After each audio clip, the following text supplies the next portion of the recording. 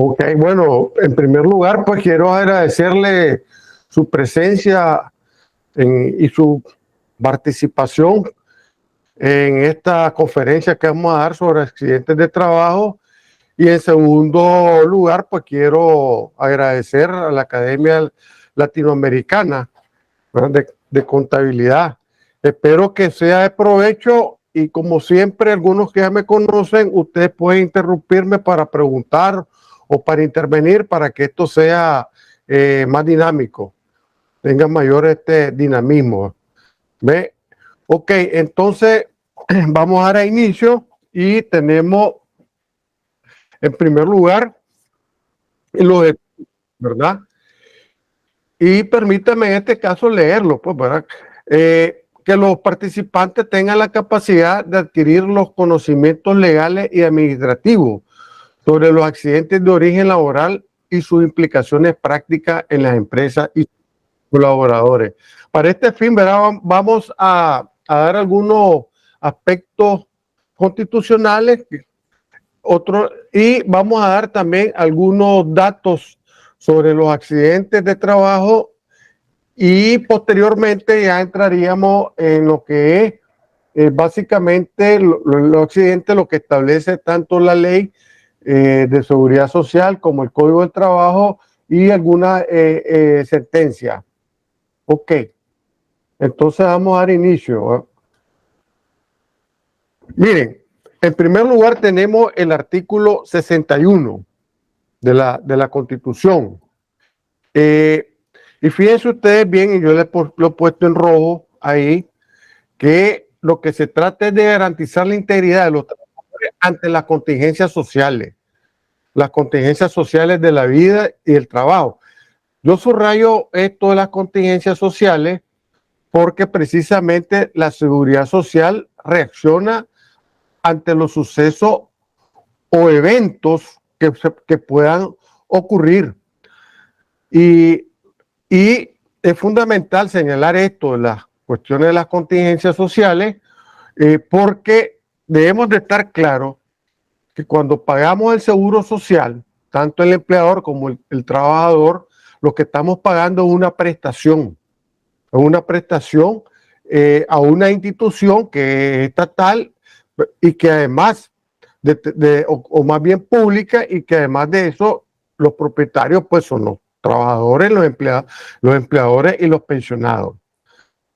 Lo otro es que es fundamental señalar que también hay un respaldo constitucional en el artículo 82, numeral 7, que establece la protección integral y los medios de subsistencia. ¿En qué caso?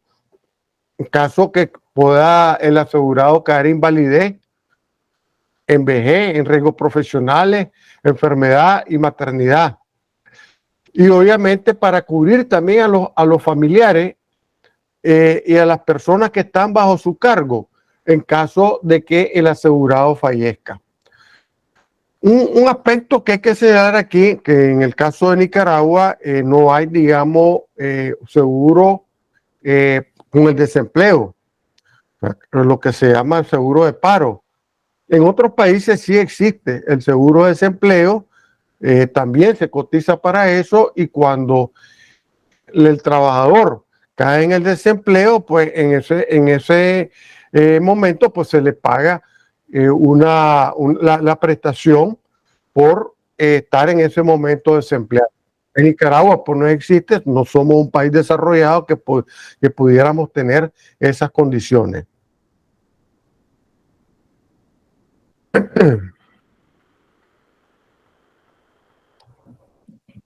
Ok. Es importante señalar también que la Organización Internacional del Trabajo ya desde 1955 busca cómo proteger a aquellos trabajadores que puedan tener algún accidente o mueren sobrevenida por la actividad laboral. Entonces ya la OIT instituye esto desde 1955.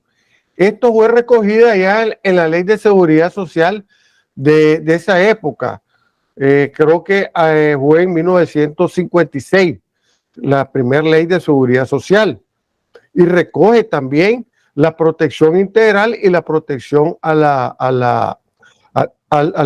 trabajador en caso de un accidente o de un riesgo profesional, o sea, enfermedad profesional vinculado a la actividad laboral. Yo he tenido la oportunidad de estar analizando y comparando tanto la ley de 1956, hace ya bastante añitos, estamos hablando que va a cumplir 70 años, por así decirlo, prácticamente 70 años, y analizamos la ley actual que data de 1982, más o menos 40, 41 años. En realidad, digamos, esta ley de 1982 recoge muchas cosas y es bastante similar a la de 1956. ¿Ven? Porque a veces escuchamos opiniones de que la ley nuestra de 1982 es novedosa, que tiene bastantes cuestiones nuevas, pero en realidad son bastante similares. Y esto lo digo pues a manera cultural, para que ustedes tengan una opinión o un acercamiento a esas dos normas la que está vigente y la que sustituyó. Porque hubo otra ley de seguridad social en los años 90 o a comienzos de este siglo, que al finalmente fue anulada por la Corte Suprema de Justicia o declarada inconstitucional. Ok, sigamos adelante. Aquí es donde le digo que vamos a brindar algunos datos sobre accidentes de trabajo, los datos estadísticos. ¿Me están escuchando? Sí. Ok. Miren, ustedes pueden observar, lo primero que pongo son la cantidad de afiliados, para que llama la atención y que es necesario hacer énfasis, porque habría problemas pues también de carácter financiero para la institución. Si ustedes ven, en diciembre de 2017 habían más de 913,000 afiliados. En mayo de 2023, o sea, hace 2 meses, teníamos 794,250. Todavía no llegamos 254. Todavía no llegamos a los 800,000.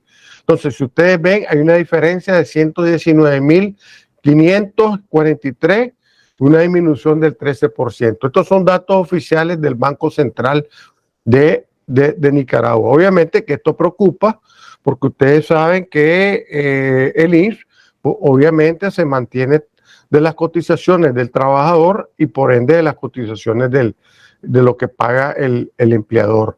¿Ve? Ahora, en cuanto a los accidentes de trabajo, yo traje los datos del 2021. Entonces, ustedes pueden observar que en el 2021 hubieron 29,857. 20,398 corresponde a accidentes de trabajo que estaban laborando directamente y casi 9,500 en accidentes de trayecto. Fíjense bien, es importante que ustedes manejen este dato porque a veces ocurre de que el propio INSS no quiere reconocer los accidentes de trayecto, pero en realidad, digamos, al ver los datos fríamente, ¿verdad? Se reconocieron casi 9,500 accidentes de trayecto. ¿Ve? Precisamente les traigo una sentencia del TNLA sobre eso, sobre los accidentes del accidente de trayecto, que está reconocido, ¿verdad? El accidente de trayecto, tanto por la ley como por la ley de seguridad social como el Código del Trabajo. Y es importante, digamos, por eso hago mención, ya que estamos hablando de accidentes de trayecto, que es importante también tener bien definido o más bien actualizados los datos del domicilio del trabajador. Porque si el trabajador cambia de domicilio y no lo informa, posiblemente no le van a reconocer el accidente de trayecto. Bueno, señalemos que la enfermedad profesional 188 y entonces en rangos profesionales se hacen 30.045. La fuente de eso, pues, es el anuario estadístico del INSS del 2021. Ahora, fíjense bien lo que se gastó en servicios de salud. Cuando digo servicios de salud, pues me estoy refiriendo a atención médica, hospitalizaciones, medicina, cuestiones también de especie, ¿verdad? Algunos medios de especie como silla de ruedas, etcétera. 152.25 millones. Y el monto anual de pensionados por riesgos profesionales ascendió a la suma de 734.16 millones. Actualmente la cantidad de pensionados, ¿verdad? Por incapacidad, por incapacidad, ¿verdad? La cantidad de pensionados, tanto por accidentes de trabajo como por enfermedad profesional, son 18.020. 18.020. Y el subsidio que hubo a toda el número de asegurados en subsidio por accidentes de trabajo y enfermedad profesional ascendieron a 31.935. Y el monto total anual de subsidio 123.91 millones. Y la indemnización inferior al 20% de incapacidad. Recuerden que cuando hay una tabla de evaluación y cuando la persona tiene una incapacidad parcial menor del 20%, lo que se le reconoce es una indemnización. Una indemnización, la ley habla de 5 anualidades, pero en realidad serían 60 meses, dependiendo son 20 meses, pero en porcentaje, ¿verdad? De 20% sobre la pensión que hubiera en capacidad total. Si la pensión es de 10.000, pues sería 2.000 Córdoba por 60, ¿verdad? Para darle en cifras correctas. También esta es la fuente del anuario estadístico del INSS del 2021.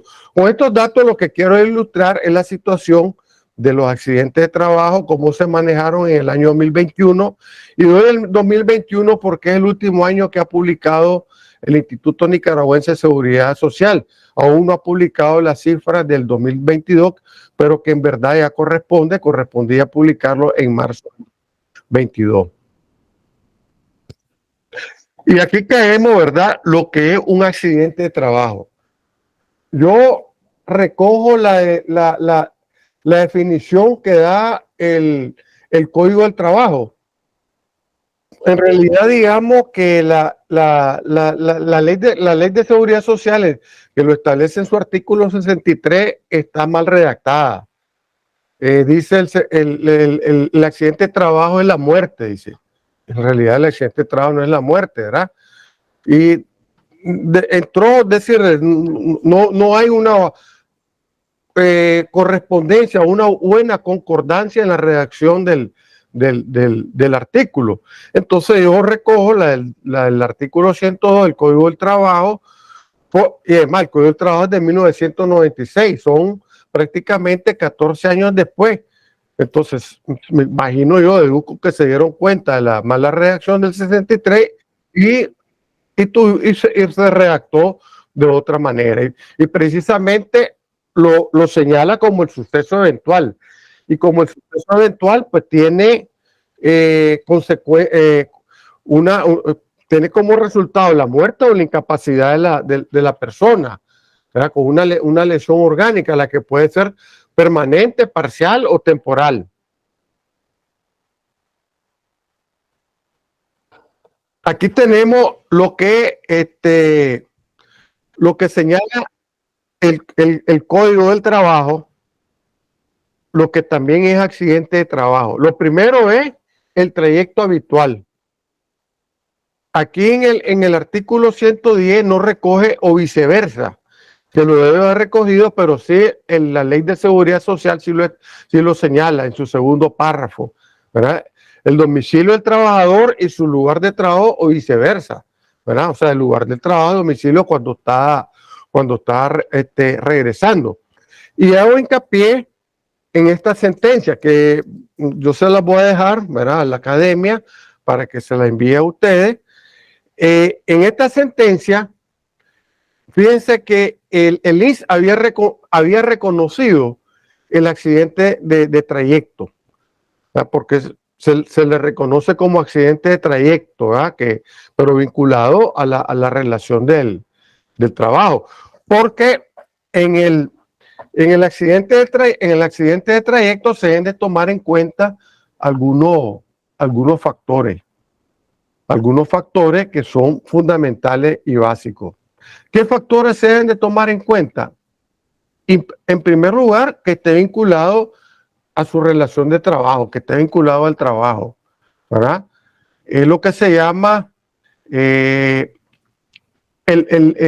fin, el objetivo. O sea, si yo voy de mi casa al trabajo, ¿cuál es el fin, el objetivo? Llegar al trabajo, ¿verdad? Entonces, ese es el primer factor que hay que tomar en cuenta. Los amigos juristas lo definen lo teleológico, ¿verdad? Pero que se refiere a eso, la meta, el fin, el objetivo, ¿verdad? Que es un término filosófico, metafísico, pero que en resumidas cuentas, en palabras sencillas, en palabras cristianas, quiere decir, ¿verdad? El objetivo o el fin que uno se traza. Entonces, si uno sale de su trabajo y va a su casa, pues su objetivo es llegar a la casa. Entonces, está vinculada a la relación de trabajo. Número 2, la cuestión de el tiempo, ¿verdad? O sea, realmente el tiempo, lo cronológico. Por ejemplo, si yo salgo a las 5 de la tarde o del trabajo y tardo 1 hora, hora y media en llegar a mi casa, obviamente que en ese transcurso del tiempo es que me van a reconocer el accidente de trayecto. Si yo llego a las 8, pues, o me quedé a algún lado y después, aunque sea en el mismo trayecto, pero cronológicamente no sé, no hay una concordancia, obviamente no van a reconocer la cuestión del trayecto. Está apagado eso. Está funcionando. Ok. Entonces, es fundamental que se tome en cuenta. Y lo otro es lo habitual, ¿verdad? Es lo habitual que también se debe hacer, debe de considerarse en ese accidente de trayecto. Por tanto, se debe tomar en cuenta. Tal vez ustedes recuerdan que una vez salió una señora del Mercado Oriental en un bus, chocó contra el bus chocó contra un basurero aquí por El Dorado y resulta que murió la señora y tenía un niño que quedó en orfandad. Entonces el niño no le reconoció porque dijo que era a las 8 de la noche. Entonces es necesario tener en cuenta esos elementos.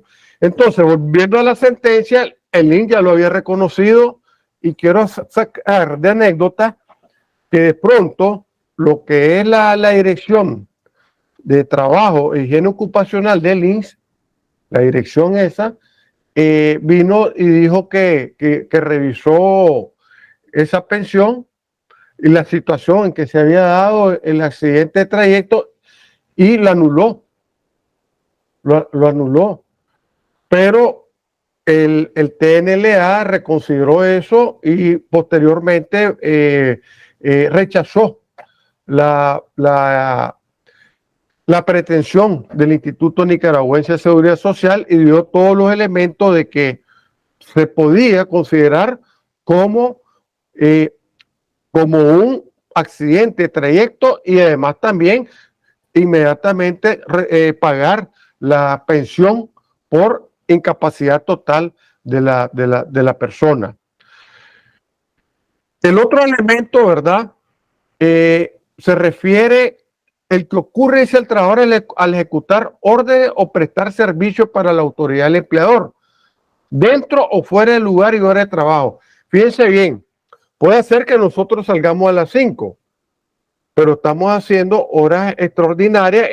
Puede ser en estos casos algún chofer algún conductor que está haciendo algún trabajo del empleador, o puede ser un oficinista, un contador que se quedó trabajando después de las 5 y después se fue. ¿Ve? Entonces, y le ocurrió un accidente. Todo eso es fundamental, ¿verdad? Señalarlo para que pueda ser reconocido el accidente de trabajo. Alguien preguntaba, decía, bueno, ¿y cómo hago para demostrar que tenía que quedarme después de las 5 de la tarde?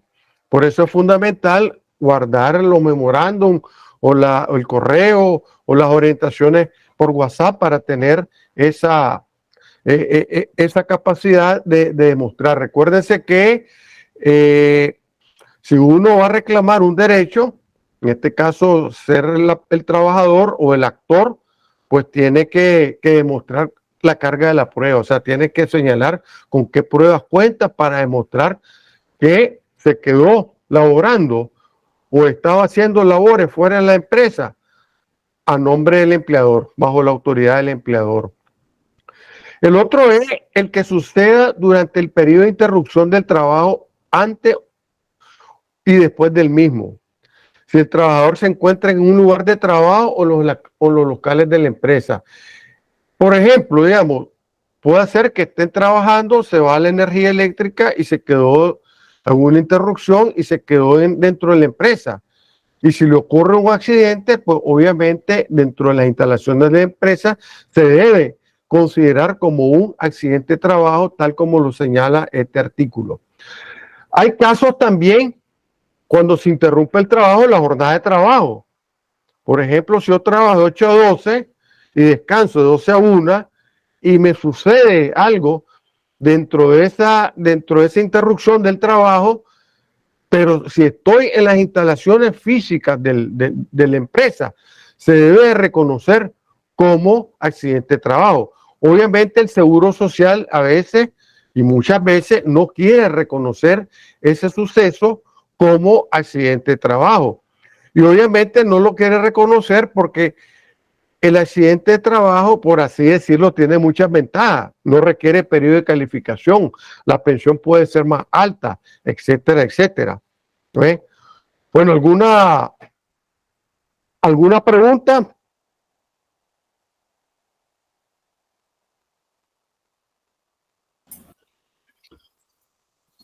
Buenas noches, doctor. Buenas noches. ¿Con quién tengo el gusto? Con Amaro Pereira. Gracias por su aporte. Tengo una pregunta, o varias, pues, pero solo me voy a enfocar en una.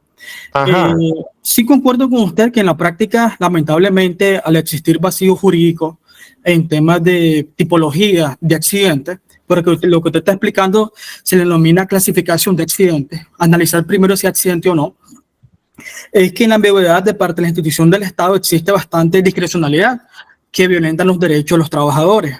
De eso hay que estar claro.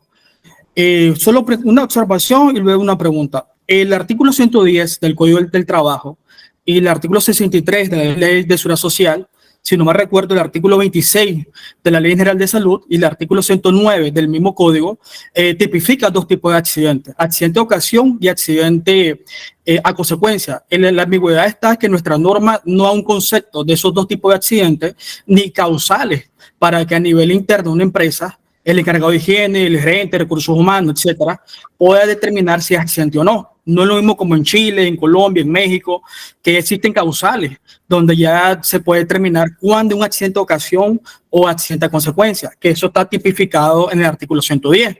Entonces, ahí hay una ambigüedad. Ahora, no todos los accidentes que pasan dentro de una empresa es laboral.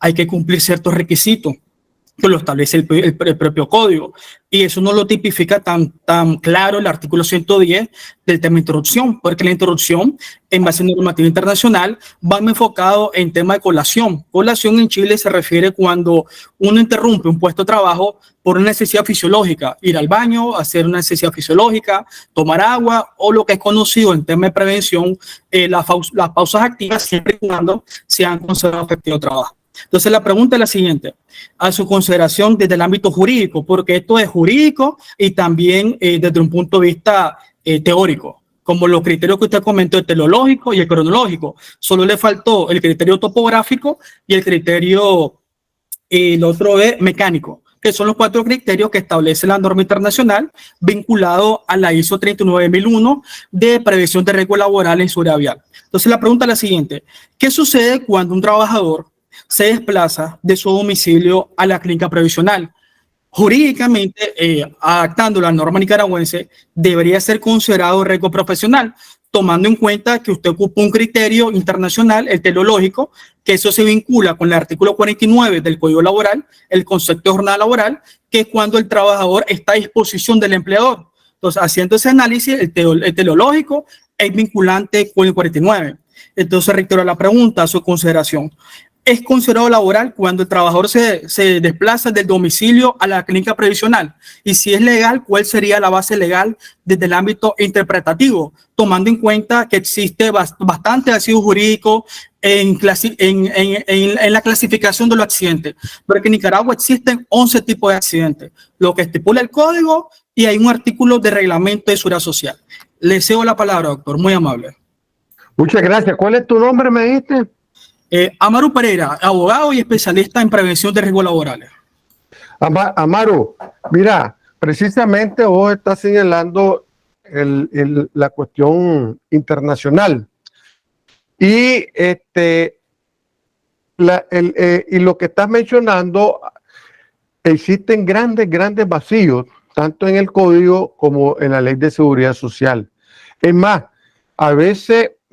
siempre, el Instituto Nicaragüense de Seguridad Social emite toda una serie de resoluciones y de resoluciones que no las conocemos, no las publican por ningún lado, ni siquiera las publican en la Gaceta, y nos damos cuenta porque de alguna manera nos llegó por debajo de la mesa o algún amigo nos las pasó, o bien pues porque salió publicada en algún lado, pero hay enorme cantidad de disposiciones de seguridad social que no se publican por ningún lado, y la página del INS realmente no encontramos nada, absolutamente nada encontramos en la página del INS.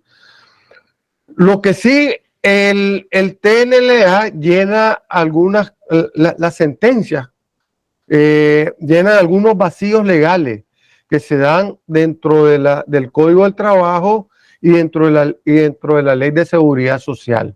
Y precisamente esa sentencia que le mencioné, se basa en los aspectos que vos estás mencionando, en base a una jurisprudencia española de la Corte del Tribunal Superior, pues, ¿verdad? De España. No recuerdo exactamente el nombre exacto, pero se basa en lo que vos estás mencionando, ¿verdad? La cuestión del objetivo, lo teleológico, lo cronológico, la ubicación, también lo geográfico, etcétera, y en base a eso, con ese criterio es que se basa esta sentencia 295/2019 del tribunal. En esos criterios internacionales y basado en esa sentencia del tribunal español. Ahora, ya en sí, lo que estás mencionando, cuando un trabajador solicita un permiso, es un permiso autorizado por la empresa. Quien tiene la potestad de autorizar la salida del trabajador es la empresa. Es un acto meramente administrativo. Es un acto administrativo.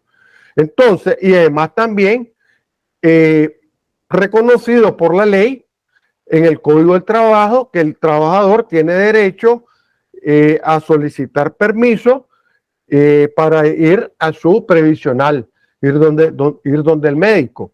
¿Ve? Entonces, en ese sentido, yo considero que está dentro del marco de la relación jurídica de trabajo, está dentro del marco de la relación del trabajo, y que se está ausentando porque va a una cita médica.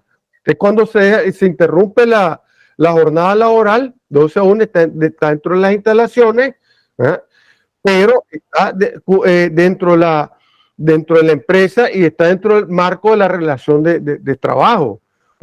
Entonces, ahí es fundamental lo teleológico, porque él va a la clínica y va posteriormente a regresar a la empresa. Entonces, a mi criterio, considero que sí se debe considerar como un accidente de trabajo. Por ejemplo, he conocido casos en que digamos, su casa, pero va a almorzar, es su hora de descanso, sale del trabajo, va a su casa y de su casa regresa. Le pasó un accidente y ocurre que al regreso se accidentó y le fue reconocido como accidente de trabajo. Entonces, mi criterio sí es que el trabajador se le debe reconocer como un accidente de trabajo porque va con autorización de la empresa, no salir por la libre.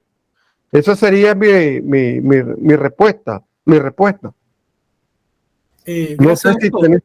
No, yo solo haría el aporte. La base legal sería el artículo 74, literal A, constitucionalmente todo tiene derecho a consulta médica, que está tipificado del Código de Trabajo. Del Código de Trabajo. Sí, y como el trabajador tiene derecho al 100% del salario en ese tiempo, entonces es considerado efectivo trabajo. Entonces concuerdo con su respuesta. Y si lo veo un alcance más jurídico, lo vinculamos al Código 49. Es decir, es un accidente laboral, no hay trayecto porque no cumple requisitos sine qua non, domicilio del lugar de trabajo y viceversa, pero en la categorización sería un accidente de ocasión. Cuando un accidente de ocasión es cuando existe el nexo causal entre la actividad y la lesión. Es un principio internacional que ocupan bastantes sentencias de España, de Chile, etcétera. Entonces, por ejemplo, ¿qué motivó al trabajador? Es como cuestionarse una investigación de accidente, hacerte una pregunta, es el método 5 por qué, árbol de causa, etcétera. ¿Qué motivó al trabajador ir a la clínica previsional?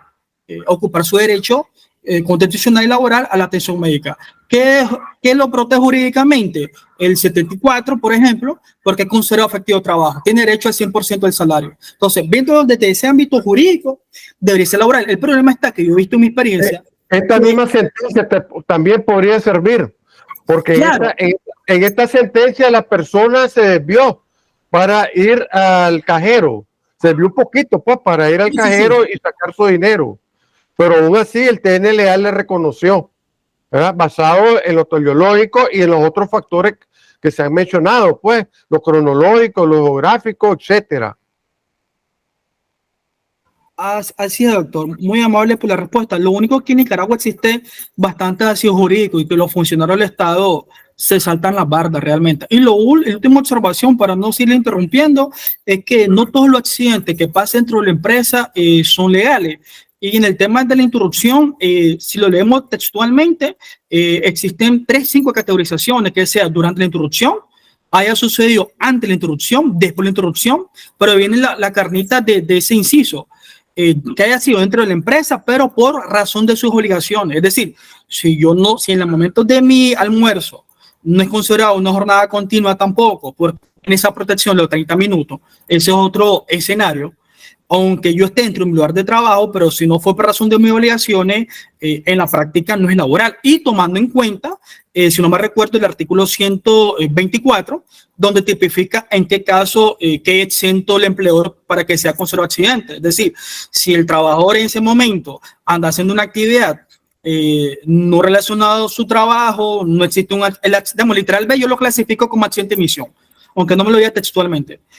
Aunque haya sido dentro de la empresa, pero si andaba haciendo una actividad ajena al que fue contratado, nadie se lo designó ni en fin inmediato, aunque haya sido dentro de la empresa, no es laboral. Es decir, en el tema de los accidentes hay que analizarlo muy bien textualmente e irlo analizándolo con otras normas, o lo que yo recomiendo, tener una política de movilidad humana, una política donde los trabajadores y las empresas estipulen bien todos los criterios que usted está mencionando, el teleológico, etcétera, y se evidencia en base a capacitaciones, se registren, y es una manera de curarse en salud en Nicaragua por las ambigüedades jurídicas y metodológicas que existen en nuestro país. Hay disculpa la interrupción, gracias. No, te agradezco. Solo una observación que tal vez no concuerde con vos, ¿verdad? El trabajador, inclusive, en interrupción del trabajo y está almorzando, está ahí por razón de sus obligaciones. Que no está en la máquina o en ese lugar en ese momento, es posible, es cierto, pero está ahí en la empresa y está en el descanso por razón de sus obligaciones. Ahí entra el factor teleológico, ver el fin, el objetivo. Solamente pues esa observación. Claro, estamos a analizar cada escenario, pero en sí, Sí. todos los accidentes durante el peso sea laboral, no. Cada escenario se analiza de forma independiente. Ok, sigamos adelante, te agradezco mucho. Bueno, ustedes ya saben, ¿verdad? Que hay que inscribirlo al tercer día, el trabajador, y esto es fundamental porque si no se inscribe dentro de ese periodo y le pasa un accidente, el empleador tiene que asumir. Eso lo establece el literal 2 del artículo 20, la inscripción de nuevos trabajadores. Creo que en eso, digamos, ustedes no fallan, todos los que laboran en las empresas, que se le convertiría en un problema serio después pagarle indemnización o pagarle todo al trabajador, de hospitalización, etcétera, etcétera. Además, lo otro, ¿verdad? Ustedes, y aquí quiero señalar que esta cuota patronal, como es seguro social, estamos hablando de seguro, siempre yo la considero en lo particular como una prima que pagamos, de los cuales el 1.5 corresponde a la rama de riesgos profesionales. Yo digo eso de la prima, eso es porque es un seguro, porque a veces tenemos años de utilizar mal el término de subsidio, cuando hablamos de subsidio, pero ese sería otro tema ya. Ok, posteriormente estamos hablando de qué son las obligaciones que tiene el empleador en los accidentes de trabajo. Fíjense bien, dentro de esto lo que quiero mencionar es la hoja NAT. Todos creo que conocen la hoja NAT, ¿verdad? Que es la notificación de accidente de trabajo, y se pide dentro de las 48 horas de haber ocurrido el accidente, pero ahora se puede hacer de manera inmediata, ¿verdad? Porque está en la plataforma del INS. Pero lo que quiero hacer mencionar en esto es que a veces no se quieren atender al trabajador. Lamentablemente esto ocurre porque no le llega la hoja NAT, no lo quieren atender pues como accidente de trabajo. Entonces, en ese sentido, el empleador tiene que ponerse la mano en la conciencia para dar la respuesta y no vaya a afectar a su colaborador o el trabajador. Y además también apoyar pues con el personal de recursos humanos cuando se requiera llevar al accidentado a cualquier centro médico o a su previsional más cercano, perdón, o a su previsional. ¿Ve?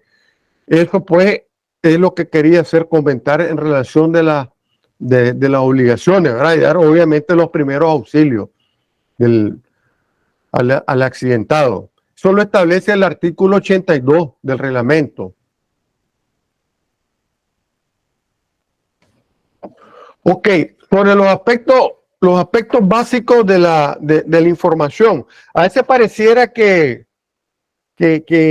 fueran cuestiones que no tienen la mayor importancia, pero sí es fundamental porque a veces el trabajador puede dar una versión y el empleador puede dar otra versión. ¿Ve? De tal manera que a veces esas contradicciones las toma en cuenta el Seguro Social para no reconocer el accidente de trabajo. ¿Ve? Sobre todo, ¿verdad? La causa determinada presunto del accidente y las circunstancias que sobrevino. ¿Ve? Dos versiones diferentes, puede haber problemas. Yo conozco casos que aquí algunos me comentó en otra oportunidad, un amigo y colega, que una empresa reportó como accidente de trabajo y resulta que vino la seguridad social y le dijo, mira, este no es un accidente de trabajo, y lo multó. Lo multó y fue la multa, la mayor multa, 20,000 córdobas. ¿Ve? Entonces hay que también ser cuidadoso en ese sentido. Creo que se basaron en una norma, en una resolución que solo ellos conocen. Porque les digo, no publican no publican en la Gaceta. Lamentablemente aquí hay digamos, una escasez a veces de información, porque la obligación es publicar en la Gaceta todas esas resoluciones. No podemos estar sin saber ni conocerla. Como las sentencias también, las sentencias deberían ser publicadas en boletines o ponerlas colgadas en la página de cada institución, pero no las conocemos. A veces las conocemos porque los amigos lo pasan o tuvimos acceso de alguna manera, pues, pero muchas sentencias no son conocidas por la gran mayoría de los colegas.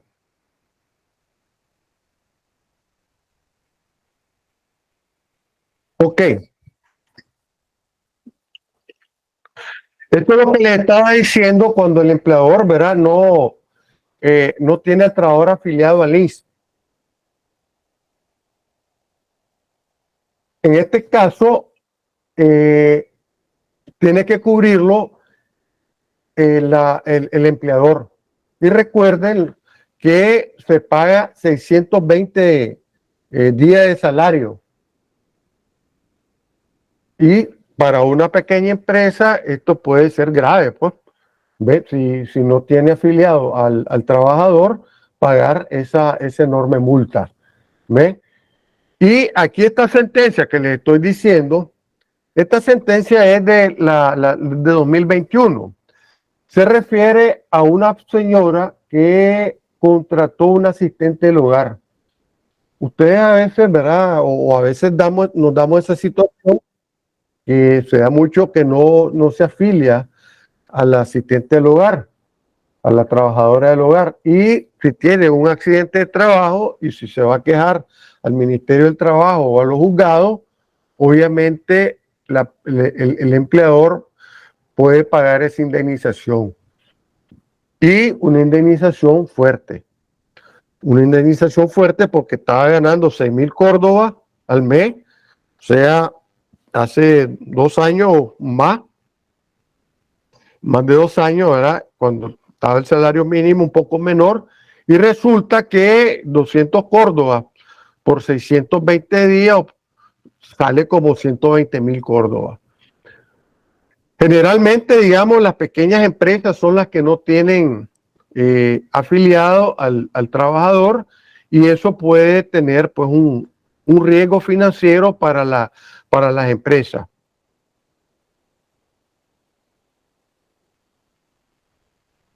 Bueno, eso es lo que le estaba diciendo, el artículo 120 y el artículo 121. Que se saca, si es variable, se saca en base a los últimos 6 meses de salario, y lo que les estaba señalando, 620 de salario, perdón, días de salario si es por incapacidad total o por fallecimiento de la persona. Lo único que se puede pagar es abono en los montos y periodos idénticos a los convenidos para el salario en el contrato de trabajo. Pero aún así, para una pequeña empresa es grave eso. Ok. Aquí ha habido una polémica alrededor de esto, que si los pasantes deben estar inscritos en el Instituto Nicaragüense de Seguridad Social. Y aquí hay una contradicción de las mismas autoridades, de los mismos encargados que administran, ¿verdad?, el INSS, en cuanto a esta resolución que lo vamos a ver.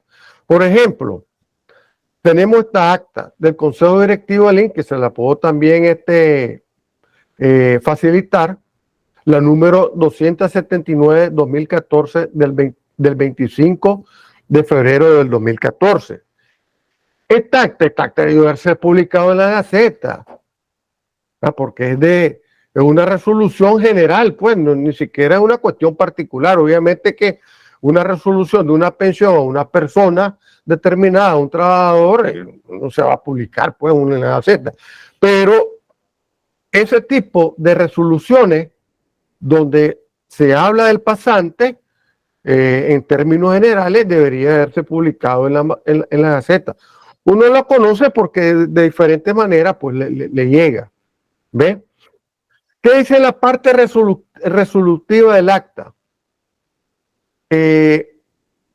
Dice, permítame que se lo lea, considerar como no afecto al seguro social los practicantes en periodos de pasantía en las diferentes empresas o instituciones con un periodo hasta de 1 año.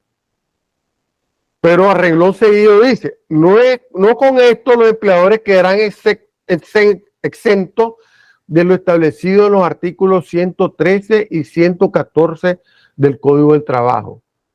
Entonces pueden ver ustedes que cuando hay una pasantía no hay una relación de trabajo. ¿Por qué? Porque la persona, el muchacho, el estudiante va a tener experiencia a partir de lo que estudió en la universidad o algún centro de estudio superior. A mi criterio, si una empresa toma a un pasante, por así decirlo, sin ningún acuerdo o convenio con una institución superior, o al menos con una carta de solicitud de una institución educativa, a mi criterio, esa persona se convierte en un trabajador.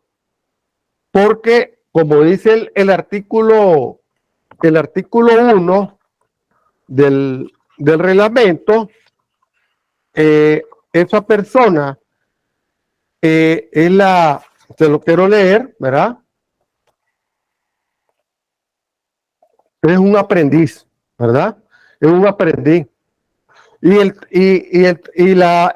literal B del artículo 1 del reglamento de la Ley de Seguridad Social dice que dentro de la definición del trabajador incluye a los aprendices, aunque no sean remunerados.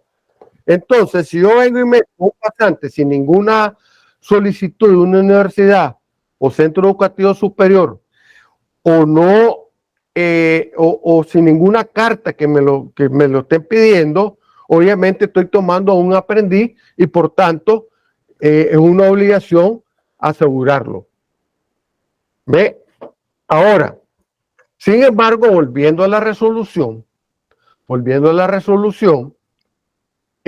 ustedes pueden ver la contradicción. Dice, los practicantes de un periodo de pasantía, ¿verdad?, no están afectos al seguro.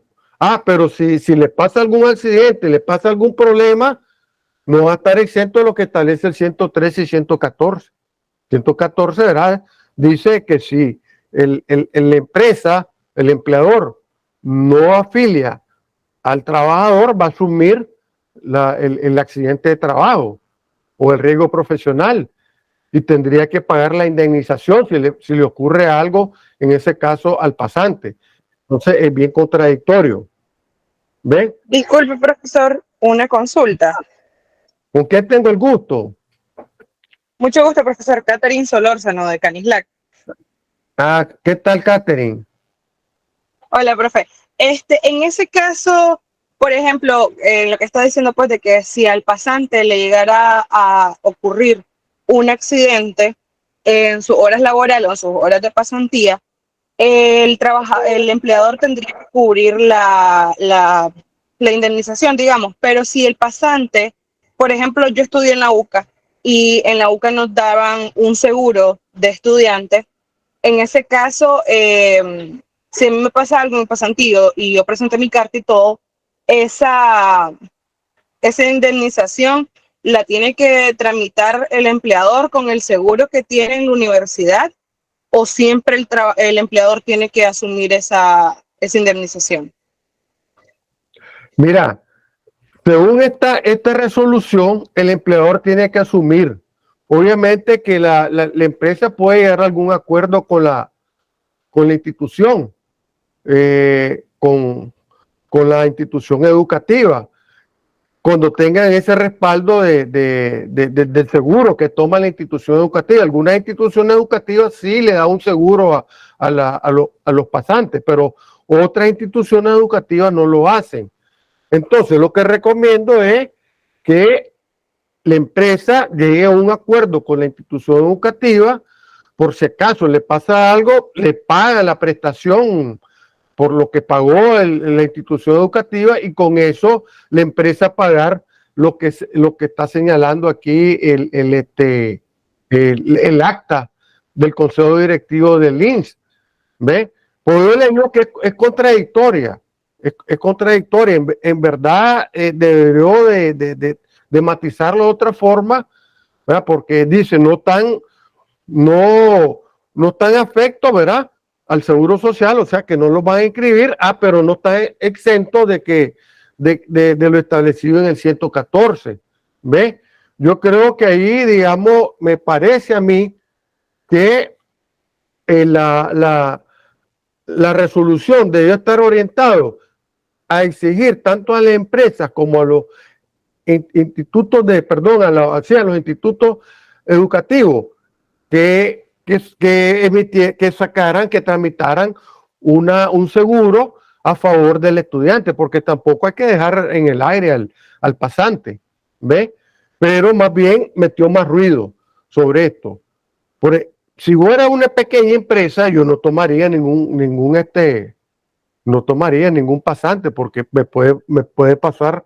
Mis finanzas no son muy buenas, soy una pequeña empresa, no tengo liquidez, pero no me arriesgaría. Tal vez la pueden hacer las grandes empresas, pero aún así puede llegar a un acuerdo con las empresas, con las instituciones educativas, cualquier empresa. No sé si queda clara. Sí, perfecto, profe. Ok. ¿Alguna otra intervención, pregunta?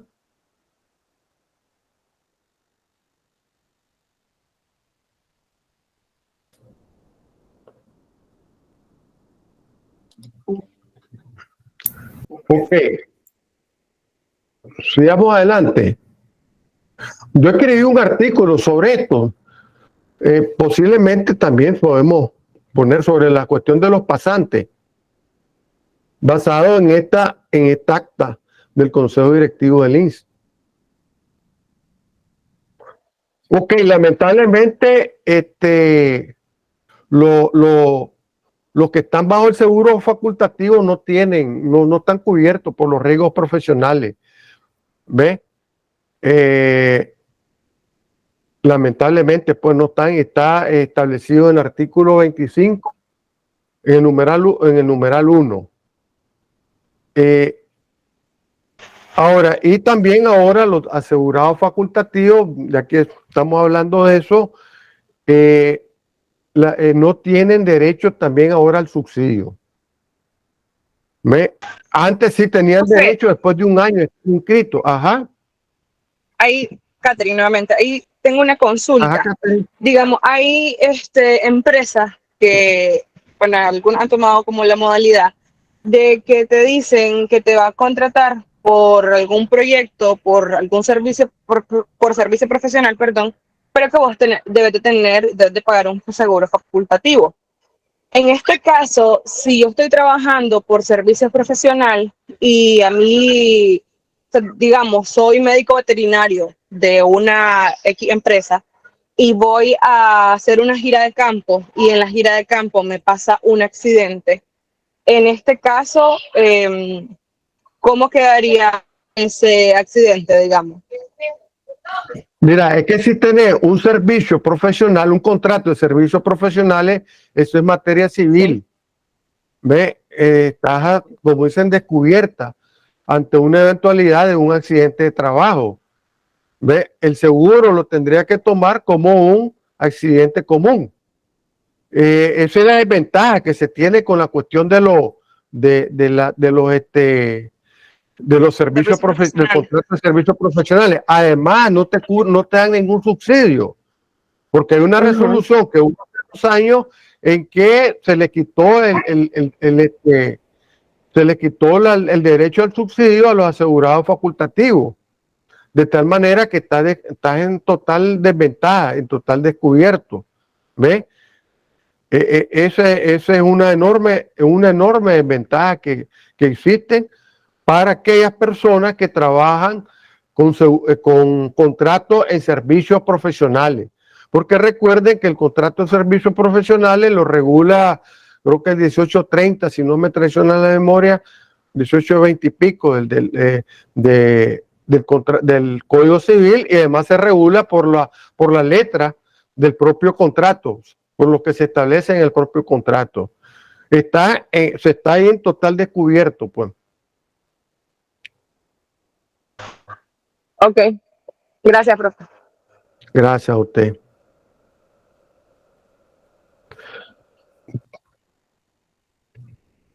Okay. ¿Por qué saco a colación lo del periodo de calificación? Ustedes saben que el periodo de calificación es el que está relacionado a un periodo determinado. O sea, lo establece literal K del artículo 1 del reglamento. ¿Sí? O sea, que tenés un número de cotizaciones de un periodo determinado. Puede ser 500 semanas, 700 semanas, etcétera. Y saco esto a colación porque para tener derecho, digamos, a una pensión que da incapacitados, el trabajador que da incapacitado, en el accidente laboral, la persona no requiere periodo de calificación, mientras que para un accidente común sí. Se requiere un periodo de calificación de 150 semanas en 6 años o 150 semanas por toda su vida laboral. Mientras que un accidente laboral no requiere periodo de calificación. Entonces, eso es fundamental. ¿Ve? Inclusive se requiere periodo de calificación para tener derecho, pues, al subsidio y a los diferentes tipos de pensiones.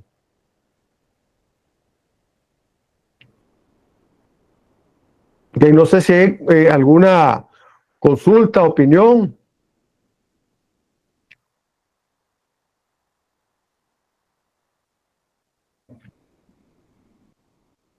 Ok, sigamos adelante entonces.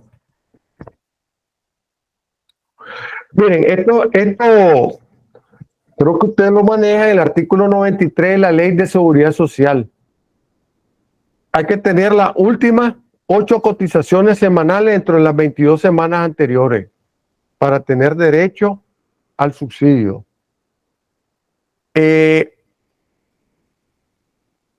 Sin embargo, lo establece el artículo 93. Sin embargo, en el artículo 99 de la Ley de Seguridad Social se dice que si el accidente ocurriera antes del periodo prescrito, se está refiriendo al periodo prescrito donde estamos hablando de las 8 cotizaciones semanales entre las 22. Entonces se saca con el promedio diario, ¿verdad?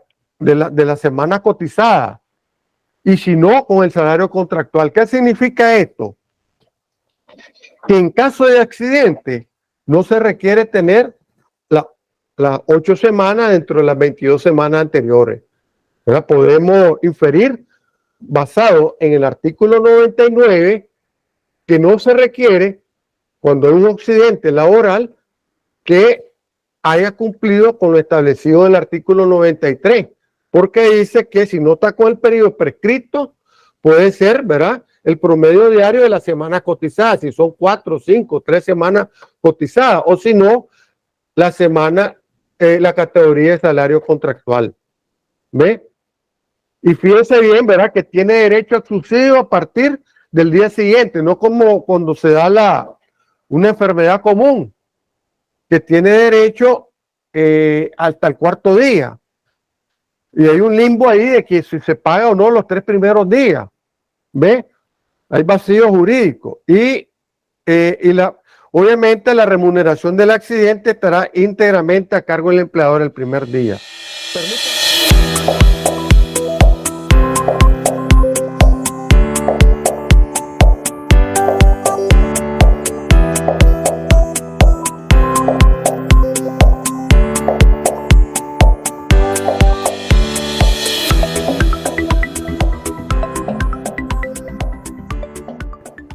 Entonces les decía, ¿verdad? Que en el caso del accidente del trabajo, ustedes pueden ver claramente en el 99 que tiene, no requiere periodo de calificación. Sí, vemos a la voz, pues, verá, del artículo 99 de la Ley de Seguridad Social. Por eso es importante lo que dimos al inicio de que de afiliarlo al tercer día.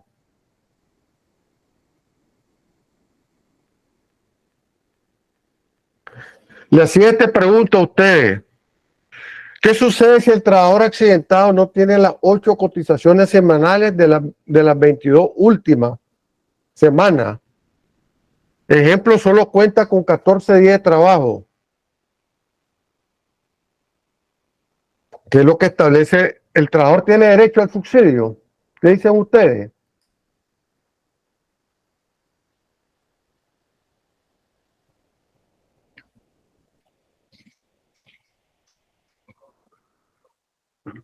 ¿Qué dice Uber?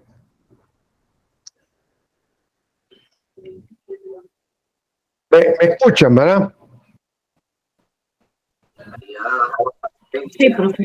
Ajá, Miriam. Eso, sí.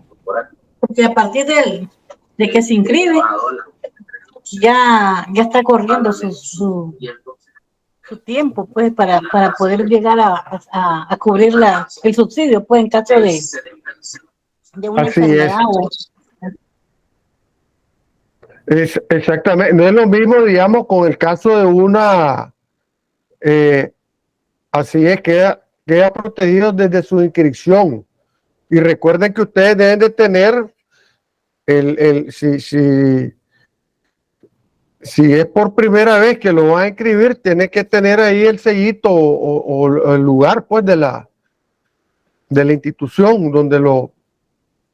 donde fue inscrito. Porque a veces lo pide, que ya lo vamos a ver. Exactamente, sí tiene, no es como en el caso de una enfermedad común. En una enfermedad común, si no ha cumplido con las 8 cotizaciones semanales de las 22 últimas semanas, no va a tener derecho al subsidio. Y ahí hay una discusión, ¿verdad? Que no es necesariamente el accidente, pero que si tiene derecho a la atención médica. ¿Ve? Yo soy del criterio que sí, que tiene derecho. Pero a veces uno va al INSS y le dice que no tiene derecho, que tiene que cumplir con las 8 cotizaciones semanales de las últimas 22 para tener derecho a la atención médica. ¿Sí, Jordi? Jordi Steven, lo escucho.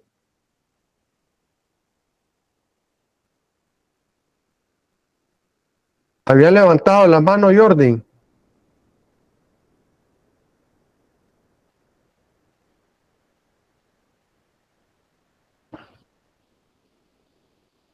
Ok, sigamos adelante entonces.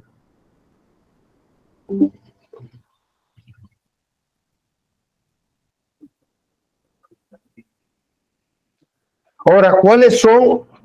Yo he sacado a colación, ¿verdad? Que las prestaciones que recibe por accidente de trabajo.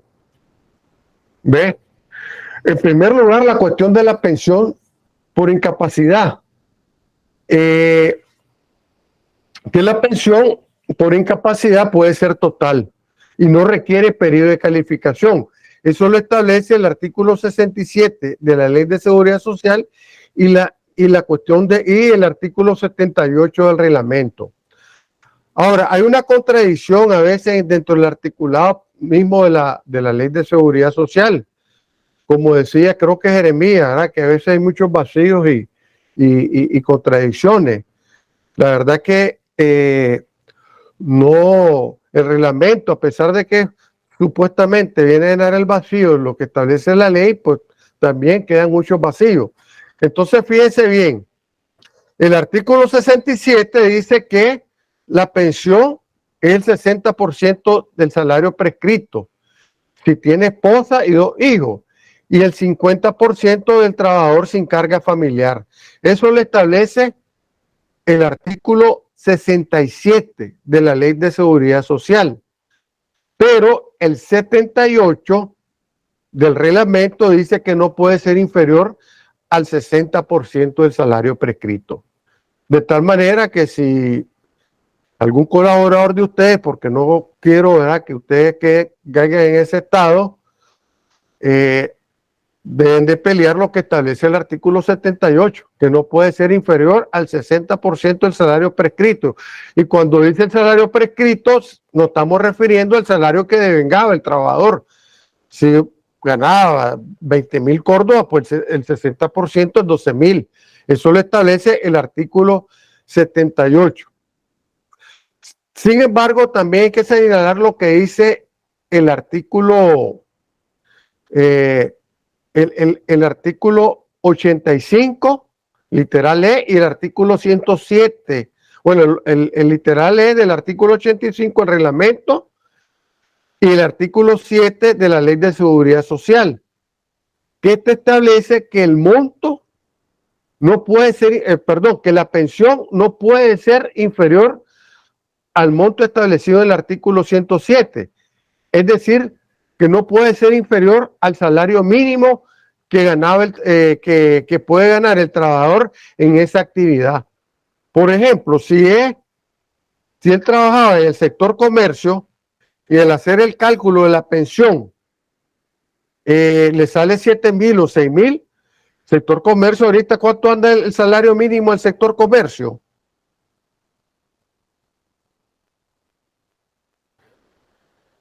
Los contadores sobre todo, bueno, y los abogados, colegas abogados también. ¿Cuánto es el salario mínimo del sector comercio? 9,531.14. Correcto, ¿verdad? Ahora, ahí nomás les cuento, con las últimas reformas que se hizo a la Ley de Seguridad Social, en realidad lo que cambiaron los factores y que prácticamente se bajaron el monto de las pensiones, ¿verdad? Las nuevas pensiones, por supuesto, más o menos en un rango de 35 a 45%. Entonces, de tal forma, pues, que está diseñado ahora para que más o menos la inmensa mayoría de los que salgan ya de su vida laboral tengan el salario mínimo, puedan devengar el salario mínimo. ¿Ves? Más o menos así está diseñado. Obviamente que los que tienen salarios altísimos, ¿verdad? 100,000 córdobas o más, o 60, 70,000, ¿verdad? Van a sacar más alto y van a sacar la pensión más alta, que no puede ser mayor de $1,500. ¿Ve? Lo equivalente a $1,500, que anda como por los 52,000 córdobas. Pero el sistema está diseñado para que la inmensa mayoría de los trabajadores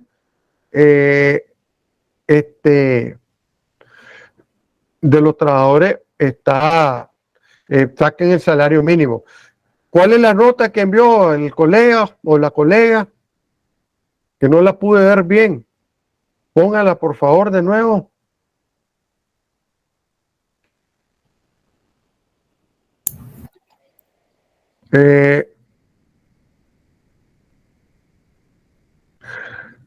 Ana, fue que cuando el INSS clasifica como riesgo laboral y emite subsidio, cuando es lo máximo de subsidio que puede mandar, ¿cuánto es lo máximo de subsidio que puede mandar a un asegurado? ¿Puede la empresa solicitar informe sobre el estado del colaborador? ¿Cómo es esto último? ¿Puede la empresa solicitar informes sobre el estado del colaborador? Ana, o sea, su estado de salud.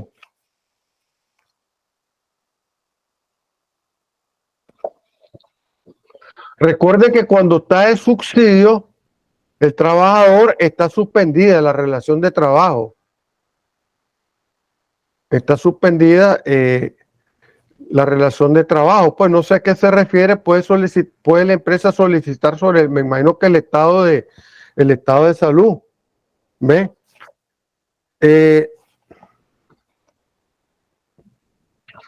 Ahora, sobre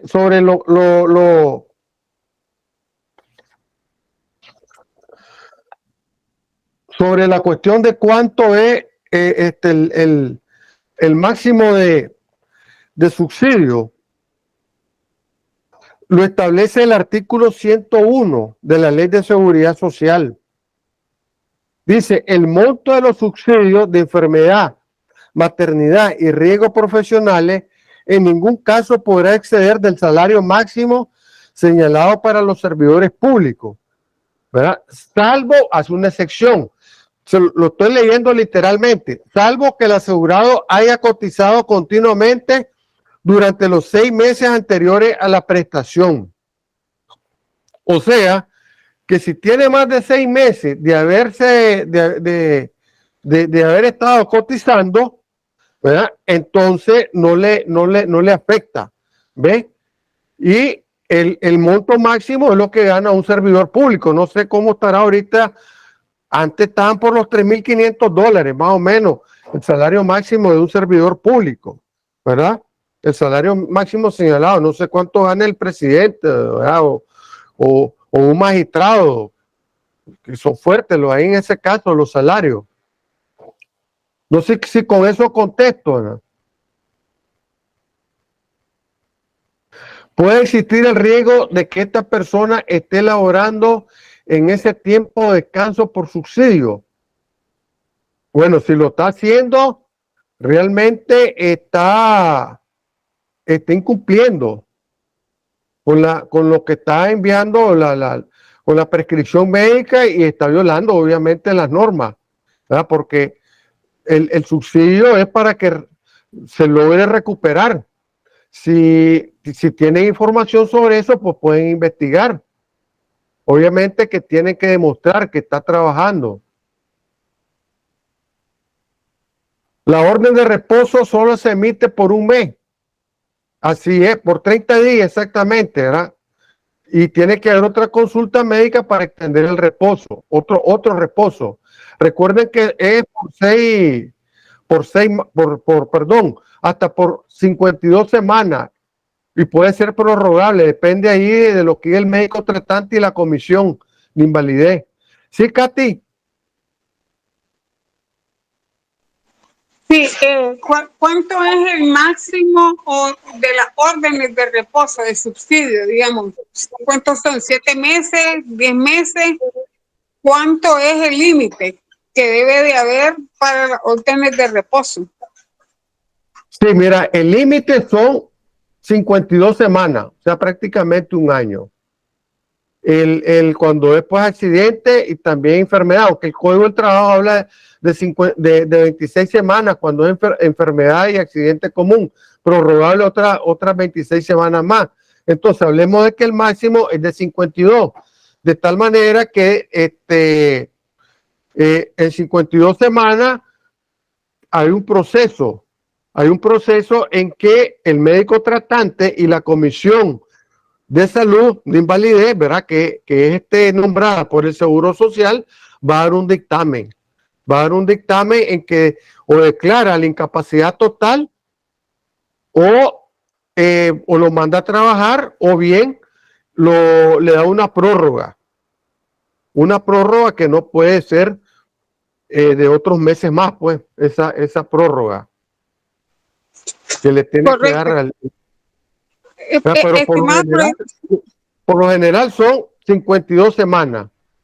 Ya, estimado profesor, no, es que hubo un caso de una persona que que se le detectó cáncer, pues fue a Costa Rica, pero según el médico oncólogo tratante decía que no podía extender más de 7 subsidios seguidos a esa persona, aun cuando esta persona requería un tiempo más, pues.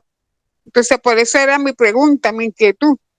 Vea, ¿hasta dónde el límite, tenemos un límite para la emisión de subsidios?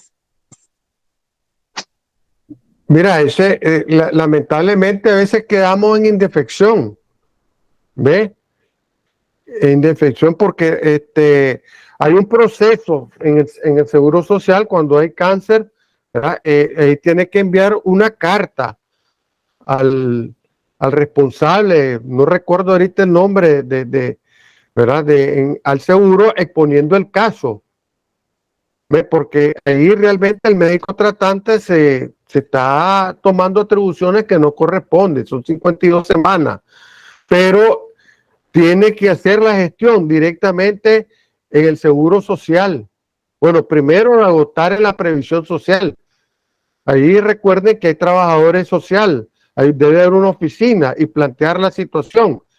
Si no la resuelven ahí, tiene que ir al Instituto Nicaragüense de Seguridad Social y hay un procedimiento para eso.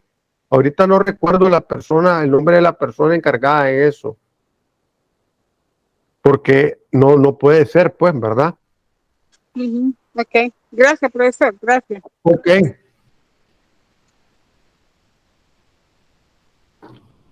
Ok. Sigamos adelante.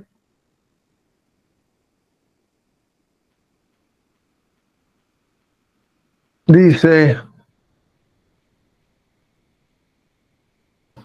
bueno, UES de Los Ángeles me envió lo que dice el artículo 124, cuando el empleador está exento de responsabilidades, ¿verdad? Para pagar la indemnización. Amaro Alejandro, que había hablado, ¿verdad? No todos los accidentes, bueno, esto fue más temprano, dentro de la empresa son laborales, debe cumplir ciertos requisitos, ¿sí? Ok. Sigamos adelante, entonces.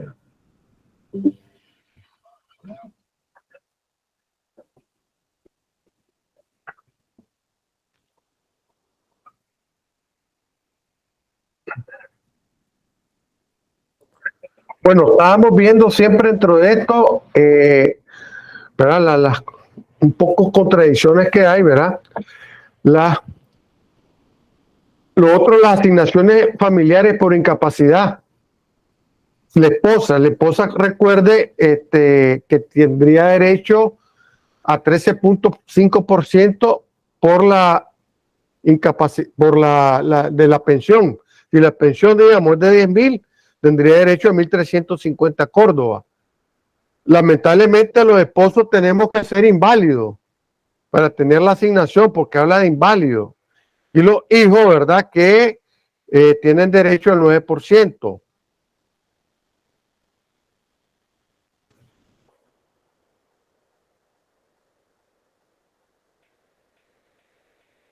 Sigamos, pues.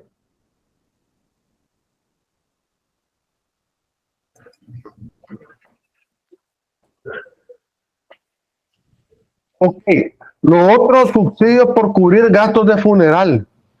Ahí hablan, dice, para un entierro digno, pues, pero bueno, yo he hecho gestiones para caja y no ha habido problema, ¿verdad? Porque tenían fama de que eran de cartón, que no sé qué, pero bueno, no ha habido problema. Y dan, ya te doy la mano, Katy, ya te doy la palabra, perdón. Dan, además de eso, el carro fúnebre y dan también un crucifijo, ¿verdad? Y las sillas para cubrir los gastos de funeral. El carro fúnebre y las sillas sí las dan siempre y cuando sea en parte urbana, porque si ya fuera de los perímetros ya no te lo dan. Bueno, lo otro, la pensión a la viuda o viudo inválido, ¿verdad? Tenemos que ser inválidos. Todo depender económicamente de la viuda también.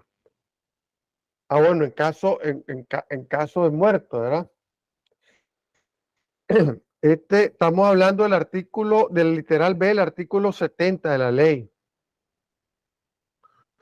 Y la pensión de los hijos menores también, ¿verdad? La otra, el artículo 70, en especie también. En especie, pues, las especies son permanentes hasta que le desaparezca el problema a la persona.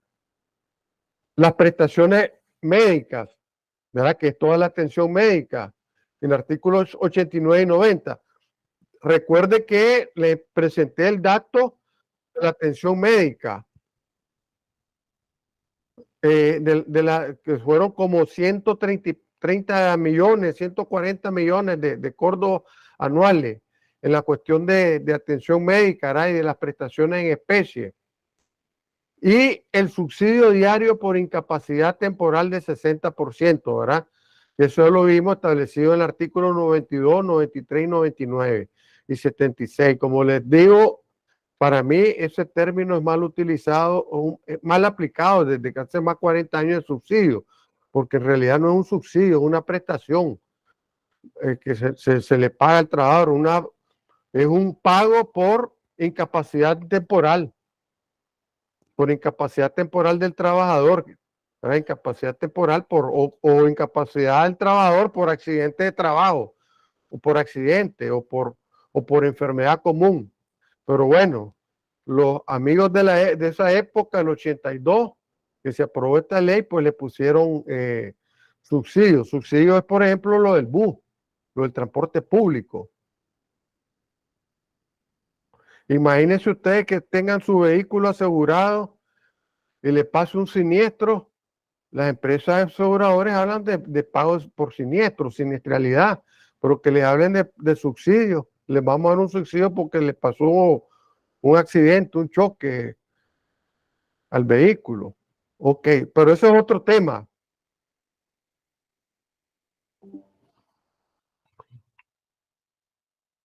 Estábamos diciendo anteriormente, por 30 días se dan máximo, ¿verdad? Máximo. Y se extiende por 52 semanas. Y lo que les estaba diciendo, el médico tratante y la comisión de invalidez dictamina si se prorroga el subsidio o bien se procede ya a tramitar la pensión de incapacidad permanente. ¿Ve? No sé pues por qué ese médico dijo que después de 7 meses o 7 semanas. ¿Cómo fue el asunto? Katy, ¿verdad? Después de 7 meses o 7 semanas. No, 7 semanas, profesor, 7 semanas. Perdón, 7 meses, 7 subsidios 7 meses. continuos. Sí, 7 meses. Así Ya. es, continuo. Pues ella se lo dieron continuo, pero le dijo, el médico tratante le dijo que no podía dar más de eso. Qué barbaridad. El Código del Trabajo habla de la enfermedad común 26, pero prorrogable. Prorrogable. Qué barbaridad. Bueno, a veces, y lo peor en estos casos que el trabajador renuncia. Y si renuncia, queda totalmente en la indefensión. No es recomendable que renuncie, sino dar las gestiones, como dice en la lucha ahí, de manera interna para que le puedan reconocer una pensión por incapacidad. Ok. Pues en Ajá. este caso, por ejemplo, lo que hizo el empleado fue que el empleado que ya estaba cerca para su jubilación, o sea, ya le tocaba jubilarse, entonces él se jubiló. Pero la empresa médica, digamos, hay no sé, son 5 años seguidos de seguimiento por la enfermedad. Entonces, aún cuando él ya se jubiló, todavía lo siguen tratando en la provisional que estaba por 5 años, ¿verdad? Después de 5 años, él lo pasan a donde está ubicado, pues que según me dijo él que lo habían ubicado en Cermesa. Y donde lo estaban tratando es en el militar. Sí, es que a todos nosotros, los jóvenes de experiencia acumulada, nos mandan a hacer mesa, Katy. Ahí donde nos mandan. Ve, y todos los pensionados, porque hay que hablar de pensión, ¿verdad? No jubilados, sino pensionados, porque pensionados pueden ser, hay menores de 60 que tienen pensión. Tenemos derecho a la atención médica. Hay un decreto de 1980 en que todos los pensionados tenemos derecho a la atención médica. Es por eso que ella tiene derecho a seguir recibiendo atención médica y la mandaron a hacer mesa. Lamentablemente, porque en el militar hay mayor equipo de especialización y mejor atención, Sí. ¿verdad? Sí, es que en el militar la siguen atendiendo, pero solo porque la ingresaron al programa oncológico. Cuando ella cumple los 5 años, la sacan. Y tiene que ir a hacer mesa, pues. Tiene que ir a hacer mesa, a pasar consulta, a verse, pues, a tratarse. Ya. Sí. Ok, gracias, Katy. Dele, pues. Bueno, ok. Aquí está el procedimiento en caso, pues, de accidente de trabajo, ¿verdad? Fíjense bien, que el seguro te dice que el empleador, ¿verdad? La Seguridad Social, el Instituto Nicaragüense de Seguridad Social, te señala que el empleador debe acompañar al accidentado, ¿verdad? Al previsional. En este caso, el empleador obviamente puede delegar, ¿verdad? No necesariamente va a ir el dueño o los socios, ¿ve? Y pues, obviamente pues manda de recursos humanos al asistente de recursos humanos, ¿verdad? Y es importante pues porque a veces les digo, se dan casos en que el previsional no te quiere atender si no llevas la hoja NAT o no te quiere atender como accidente de trabajo porque no llevas la hoja NAT, ¿ve? Ok, entonces el segundo paso es enviarla a la hoja NAT. Ustedes saben que ahora está en línea y se puede enviar. El link da 48 horas. Da 48 horas. Ahora, en el Ministerio del Trabajo también eso hay que reportarlo. Creo que se reporta entre los primeros 5 días, los primeros 5 días de los primeros 5 días de cada mes lo envía se debe reportar. No sé si ustedes reportan eso. Se hace en línea o bien se hace en físico. ¿Ve? Se hace en físico. Ok. Es importante esto, ¿verdad? Porque le solicitan cómo ocurrió el accidente, ¿verdad? Ante la misma delegación del INS. Es importante eso para que no haya contradicción con la versión que puede dar el empleador. Recuerde que el INS recoge la versión del empleador, recoge la versión también del trabajador. Y además de eso, el EPICRISE que le entrega el previsional, ¿verdad? Lo tiene que llevar al INS para que el INS, ¿verdad? También haga su evaluación y vaya preparando cualquier eventualidad de la incapacidad, ¿verdad? Ahora, esto supuestamente lo debe hacer el trabajador una vez que ya está, llevar el EPICRISE, una vez que ya esté en condiciones de poderlo hacer.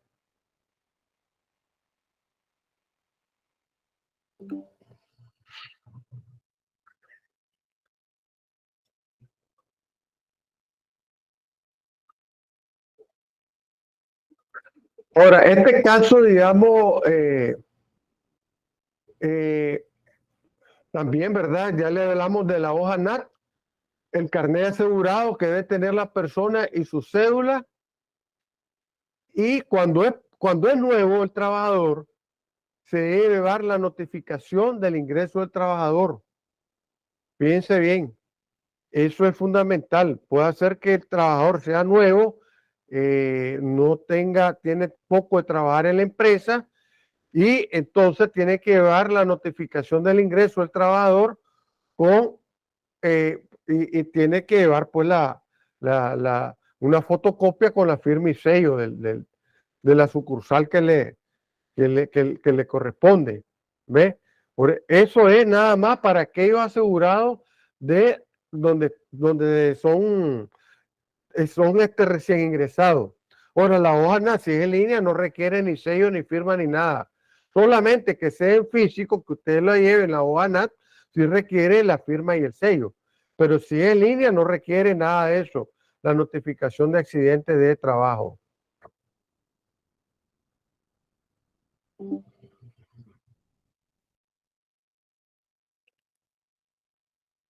Con esto, si hay alguna pregunta, consulta, intervenciones, opiniones.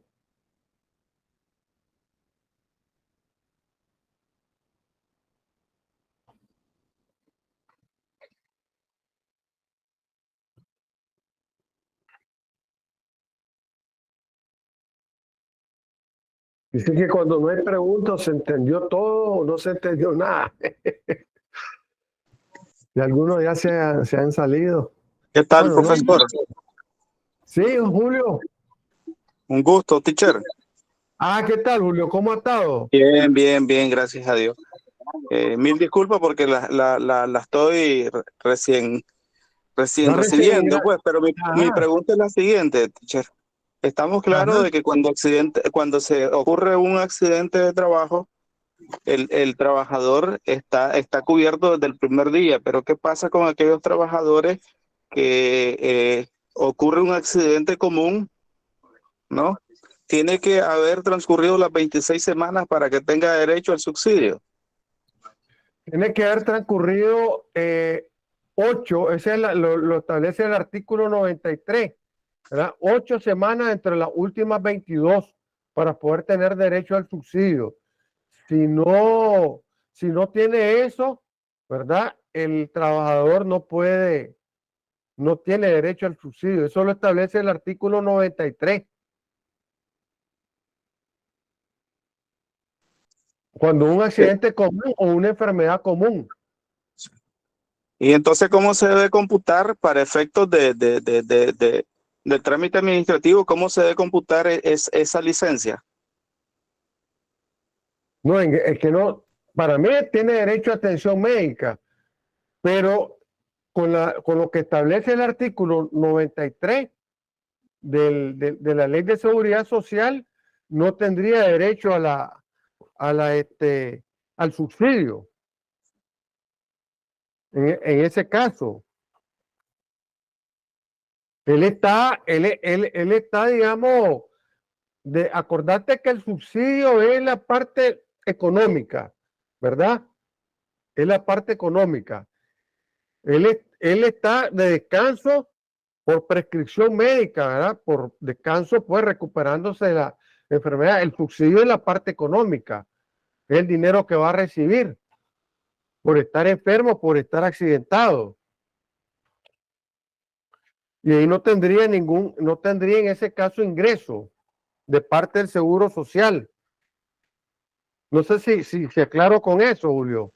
Sí, estoy claro que automáticamente pues el trabajador, bueno, la costumbre, ¿verdad? Se pone a cuenta de vacaciones, en el caso que tenga, pues si no se le hace un permiso sin goce de salario, pues, porque sí, como bien dice, es un accidente, solo que es un accidente común, entonces como no estás cubierto porque no estás dentro de los parámetros de medición, entonces se computa, sí, está bien, Así es correcto, sí. ¿Otra pregunta? ¿Intervenciones? Muchas gracias, Ingrid. Muchas gracias, Iliana. Gracias. Sí, Miriam. No, gracias. Sí, escuchando cada uno de los casos que aparecen del INS, perdón, de los empleados, ¿verdad? Entonces, nos ayuda bastante por todas las experiencias o todas las situaciones que se pasan, ¿verdad? Y en cierto momento cuando estamos en recursos humanos, digamos, para poder determinar qué es lo que vamos a hacer, incluso para uno mismo. Claro, claro. Así es. Gracias, Miriam.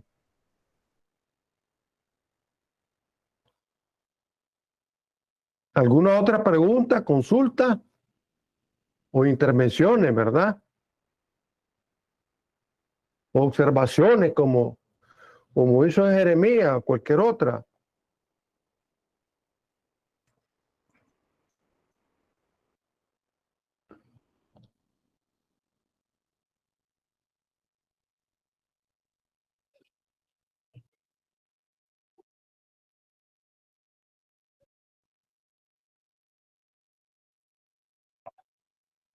Bueno, si no hay otra intervención, algún otro comentario, si no, pues daríamos por finalizada y bueno, les agradezco su participación, su tiempo que han estado aquí. Profesor, Y disculpe, sí, Hilda. Una pregunta fuera de lo que está hablando, pero que tiene que ver con seguridad social. ¿Cuánto Claro. es, perdón, cuánto es el tiempo máximo que una persona puede estar de subsidio y cuántas órdenes de subsidio se pueden recibir? Como tiempo máximo, antes de que la persona ya se jubile Bueno. por lesiones, pues de por vida. Bueno, órdenes depende de la cantidad de días que le prescribe el médico, ¿verdad? Porque puede ser por 15 días, puede ser por más o por menos, ¿ve? Pero lo máximo son 52 semanas, o sea, estamos hablando de un año. Puede ser prorrogable, pero generalmente es un año, ¿ve? Y cuando son casos graves, así como ese, le prescriben 30 días. 30 días y se va dando por cada 30 días. Ajá, Julio. ¿Qué significa prescribir? O sea que lo manda, le establece, se lo señala. Ya, en cada subsidio. Sí. Sí, Julio. Profe, Sí. tengo entendido, ¿verdad? Cuando uno entra a la seguridad social y por X razón uno deja de cotizar, perfectamente puede adquirir un seguro facultativo y al final de la vida útil lo que se hace es se lleva una carta, corríjame si estoy en error, se lleva una carta de convalidación al INSS para que éste sume tanto las cuotas que uno cotizó en su vida laboral común más las cotizaciones del facultativo. ¿Es correcto ese procedimiento?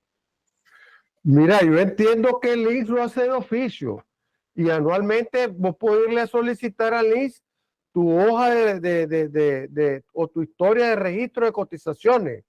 Es más, yo aconsejo a todos ustedes, muchachos, que anualmente vayan a solicitar su registro o historia de cotizaciones. ¿Ve? Entonces, no es necesario una carta de convalidación, más bien ir a pedir tu hoja de cotizaciones, tu historia de cotizaciones que has dado, y a eso se le suman las cotizaciones que da en el seguro facultativo, se van acumulando. Eso lo establece en el artículo el artículo que hablan del seguro facultativo, del reglamento. ¿Ve?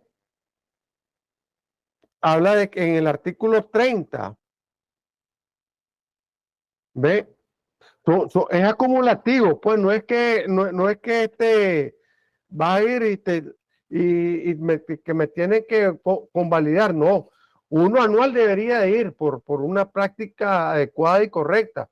¿Por qué? Porque a veces, desgraciadamente, algunas empresas no entregan las cotizaciones o se puede llevar sorpresas uno que no tiene lo que ha pedido uno, o lo que no tiene lo que ha cotizado.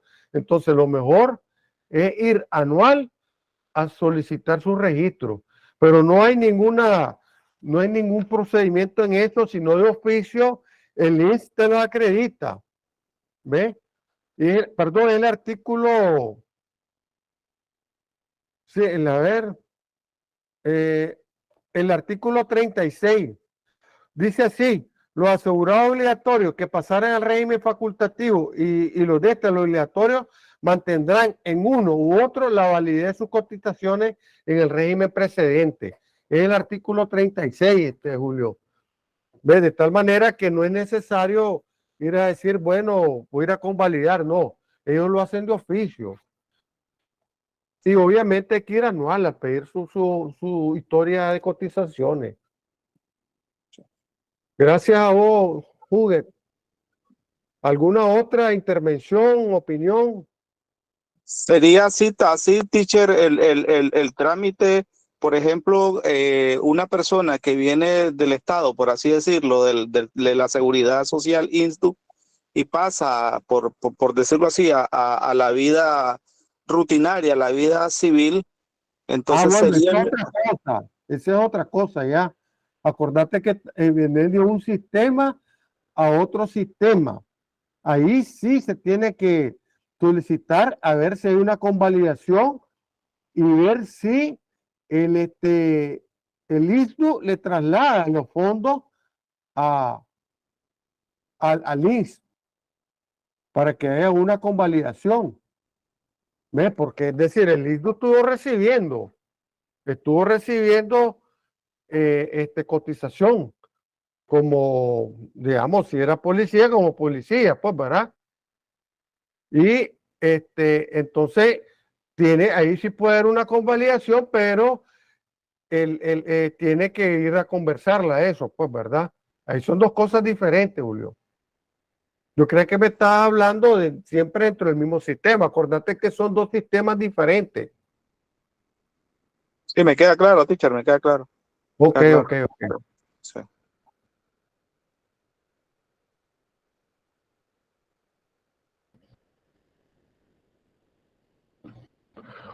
Bueno, si no hay más opiniones, comentarios o preguntas, yo les agradezco su participación, sus aportes, sus comentarios y sus preguntas por el tiempo que ha pasado y también en nombre, ¿verdad?, de la Academia Latinoamericana, también les agradecemos su participación. Vamos a abrir un curso, un módulo de seguridad social en el mes de septiembre y esperamos pues que puedan ustedes participar dentro de este módulo.